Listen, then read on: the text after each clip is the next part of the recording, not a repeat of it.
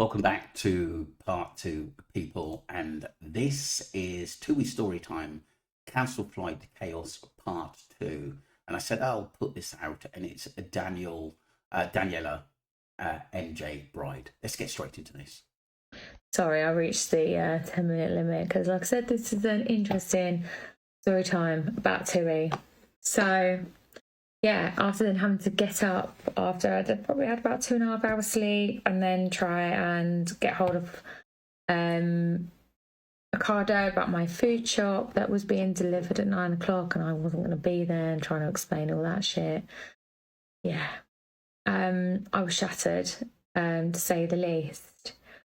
I obviously let the kids sleep in and that, get some rest, and went down and got like just some pastries from the breakfast and just took them back up to the room. Not that they ate any of them anyway, but anyway, so I get an email getting picked up by coach transfer at midday.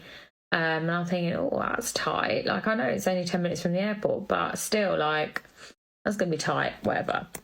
I then find out that it's actually not picking us up from the hotel we're at. We have got to walk with all of our cases, all of the buggies, the children, in the midday sun to another hotel, which is half a mile away. And I've actually screenshotted it. I did Google Maps of how far it was between hotel to hotel so that I could send it to TUI in my formal complaint. Because, yes, I have lodged a formal complaint and I expect them to fucking respond to me as well. By this point, I'm livid. I'm like, you have got to be fucking kidding me. You're just adding insult to injury here. Like, what is going on? So anyway, we managed to get on the coach. Then I'm like, there ain't two coaches. They sent two coach loads here last night, but there's only one coach. Oh, and there was like a tiny minibus. It starts driving off and there's like tens and tens of people just left there on the side of the road. And I'm thinking, what the fuck? Like, what's happening with all these people? Like, how are they getting to the airport? Anyway, so he drops us to the airport. Turns out he's going back to get them. And I'm thinking, they're not going to make the flight. Like, how are they going to make the flight? Anyways, they did make the flight, but they literally just made it. It was, as we were sort of about to go and start boarding, they were coming through security and into the baggage claim, not baggage claims, what am I on about, the departures bit. I honestly, it was the most stressful situation ever. And it was just, I understand flights cancel all the time and I get it and I understand it. What I don't understand is certain choices TUI made that were not Very true. acceptable. I agree. For people with children. Mm-hmm. Especially the hotels. The hotels. I just don't think it was handled correctly. Another point that I missed, actually. So my son is autistic. Diagnosed autistic. He is registered disabled. We try not to use special assistance if we don't have to, but sometimes we do have to. We did on the way out, for example, at the check-in desk, there was a separate queue for special assistance. So I went and spoke to a member and I said, are we okay? I've got proof of his diagnosis. Are we allowed to use it? She was like, absolutely, no problem, go straight through.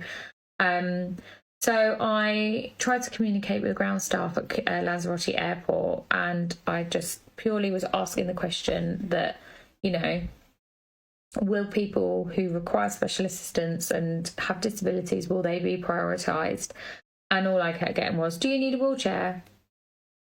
No, I don't need a wheelchair. I have a disabled son, yes, but he is not physically disabled in that sense. And I just thought it was so fucking ignorant. I tried to explain again his disability and ask again, is there any protocol put in place for people who need special assistance. And she turned around again and said, "Do you need a wheelchair?" And at that point I gave up, because I thought, I'm just going to lose my fucking rag in a minute. I'm literally going to lose my temper. Yeah, that was another thing. Like, completely just ignorant to disabilities that are not physical to the eye. So apparently, unless you can't walk, you're not disabled at Lanzarote Airport. Yeah, it was just a whole shit show of things, to be honest. Fair enough, they put us up in a hotel. They could have just left us in the airport for the night. Do you know what? Part of me wishes they had, because getting to that hotel and being in that hotel and only getting 2.5 hours the facilities of that hotel were no use, really. Yeah, and all I can say is, Tui, you got to do better. Do fucking better. I have been a customer of yours for God knows how many years. I've never ever booked a holiday with any other tour operator. I've never been with Jet2. I've never been with Love Holidays, whatever the other one's called, On the Beach. I've never ever booked a holiday apart from with TUI, because I trust them. And I've always had a good experience. And I must admit, this has put me off. It's really put me off. Yeah. TUI, do better. Research your audience in terms of when you are trying to organise emergency accommodation and things. Make sure you're sending people to appropriate accommodation for their needs, firstly. And two, you know how many people are in that hotel. Make sure you send enough buses to pick everyone up at the same time. Oh, and make sure it's accessible for fucking buses. That would help as well. So, yeah, nice one, TUI. Not my fucking favourite people at the minute. Well done for putting that out there, Danielle, at the end of the day. I do put the nightmare holidays out there because I think it's quite important. Maria says, seems to be a real, in the chat, issue this summer. Unfortunately, not just TUI. We had a flight booked with EasyJet from Ibiza to Luton. Flight time 11:55, but the gate number up and then cancelled the flight. EasyJet asked us all to try and book a hotel if we could, or wait and hope they could find us one. Everyone told they had to arrange transfer to the hotel and claim back. It's so hard when you have a family and get that it happens, but more needs to be done to make smoother, at least make it look like. Yeah, I agree. Sometimes I've always said, when they've got your money compared and how they're talking about you, when they're telling you about the holiday, are two different things. That's a nightmare, says the creator, Daniela. God, I think I would have lost my shit. They have asked us to do that, TBH. Amy says, problem is they have to find hotels with availability. Sometimes they're not ideal, but it's better than not having a bed to sleep in at all.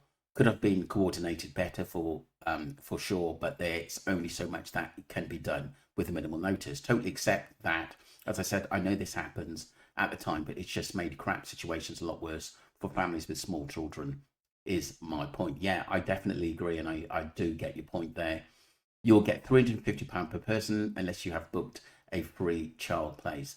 That's their loophole of not having to pay out there. Wow. Yeah, it's a joke, but look, I think that they should get a voucher from TUI, to be honest. Even though they got a hotel, I think they should still ask for a voucher, because she's been a customer with TUI for quite some time. These things happen, but like I said, sometimes the professionalism goes out the window when they're desperate just to get people into a hotel. And some of these, like airlines and other packaged companies, have got these hotels, to be honest, on standby just in case there's an emergency. It could have been worse at the end of the day, but like I said, I would still write to them and ask them, look, I would like some kind of voucher or some kind of money back. Whether you get it or not, I'm not sure, but it's still worth asking. I've done a claim from via TUI. That's all at the moment. Fair enough. Let me just look at the fantastic. You'll get £250 per person then. Really, that much seems a lot. That's the rules. We had a missed flight from Mauritius to Paris and claimed us had to stay overnight to catch the flight on Air France the next day, and got £520 each. Make sure you claim for each passenger. Interesting. Oh, right. I think it's based on distance and time between the flights. Maybe why it was a lot. And yes, I have to put all of us on the claim form. That my daughter will be counted as she's under 2 though. You should still get about 350 each, and under 2 still may be given. Yeah, definitely no age limit, plus also claims for any expenditure you incurred as a result if you had kept receipts. That is absolutely brilliant. Thank you, Sissy. At the end of the day, I'm sure the creator, Daniela, will chase that up. Let me know what you think, people, but these things happen. But like I said, if you can put a claim in or get some money back from TUI or other provider, they're not all bad, to be honest with you, but we've got to continue to put these stories out there. Don't forget to subscribe to Streamline Entertainment and follow the channel. Thanks very much indeed.